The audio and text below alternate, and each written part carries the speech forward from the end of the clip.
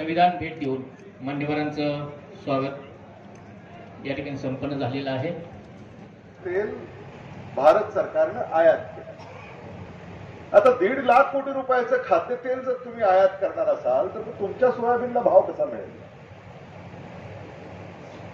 काँग्रेसच्या काळामध्ये असं कधीही चुकीचं आयात निर्यात धोरण नव्हतं।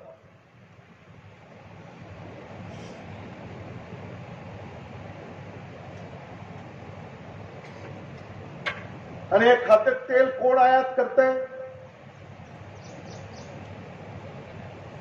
कोण आयात करताय सांगा? कंपनी आयात। हा, श्रीकृष्ण काळे, जरा मोठ्याने बोला। अहो सगळ्याला ऐकू जाईल असं बोला। खाद्य तेल भारतामध्ये कोण आयात करतंय? ऐकू आलं का? ऐकू आलं का? श्रीकृष्ण काळेचं आलं नाही म्हणतात। माईक आहे का तुमच्याकडं? तिथं आहे का सूत्र? इथे या श्रीकृष्ण। हे लोकांना कळालं पाहिजे। चला, निवडणुकीला वेळ कमी राहिलाय, आहो तिथं जावा।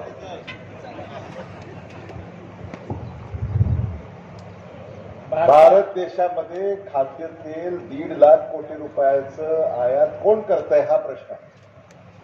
भारत देशामध्ये 1.5 लाख कोटी रुपयांचं तेल हा गौतम अडाणी एकटा आयात करतो सध्या।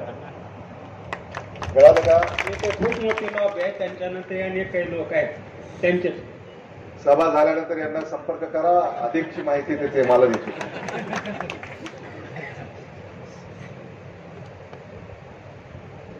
हे समजून घेतलं पाहिजे। 1.5 लाख कोटी रुपयाचं खाद्य तेल आयात करतं भारत सरकार मित्राला खुश करण्यासाठी।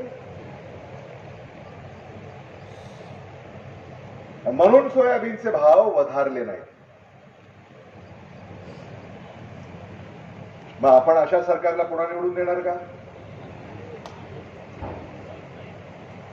कडधान्य आपण महोत्सव घेतला कृषी उत्पन्न बाजार समितीमध्ये, कडधान्य महोत्सव। का? कडधान्याचं उत्पन्न वाढलं पाहिजे आणि देशभरामध्ये शेतकऱ्याला मदत झाली पाहिजे। कडधान्य हे पौष्टिक आहे, ऐकलं की नाही? जाहिराती वर्तमानपत्रामध्ये वर्षभरापासून। भारत सरकारनं काय केलं? 75,000 कोटी रुपयाचं कडधान्य परदेशातून आयात केलं काही वर्ष। हे गेलं आणि त्याच्या मागचं 75,000 कोटी रुपयाचं कडधान्य भारत सरकारनं आयात केलं। म्हणजे इथं दिशाभूल केली तुमची। तुम्हाला महाराज सांगितलं महोत्सव घ्या, आपण महोत्सव घेतो।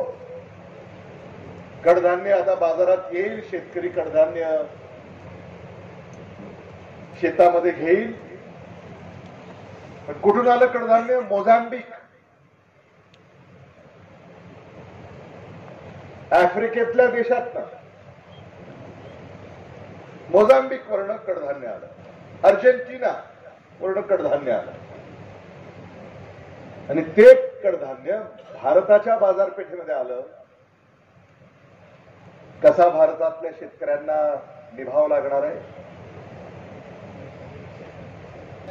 15 वर्षांना माझा धंदा आहे किराणा दुकान। आणि